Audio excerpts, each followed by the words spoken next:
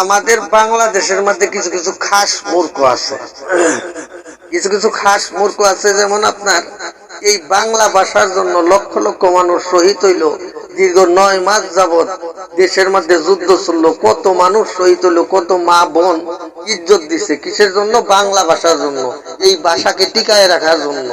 আর অথচ আমাদের দেশের মধ্যে কিছু কিছু রাম ছাগল আছে, এরা বাংলার সাথে ইংরেজি মিশায় করে। এটি বাংলাও কো আবার ইংলিশও কয়। এটি হচ্ছে 1 নাম্বার রাম ছাগল। কারণ কে লেগে করলাম 1 নাম্বার রাম ছাগল? ও তো আরে বেটা বেকুব, আগে বাংলা ভাষাকে তুই সঠিকভাবে ধারণ কর, আগে বাংলা ভাষা তোর মধ্যে সঠিকভাবে ধারণ কর, তারপরে তুই ইংলিশের চিন্তা করবে। আমাদের বাংলাদেশের মধ্যে ইংরেজি ভাষা কেন চলবে? ইংল্যান্ডে কি যে দেশের মধ্যে ইংরেজি ভাষা চলে ওই দেশের লোক কি বাংলা ভাষা কয়? যে তোর তো লজ্জা শরম থাকা দরকার, তুই বাংলা দেশি হইয়া বাঙালি হইয়া তুই ইংরেজি ভাষা দেখাইছ। আছে না এরকম কিছু কিছু রাম ছাগল?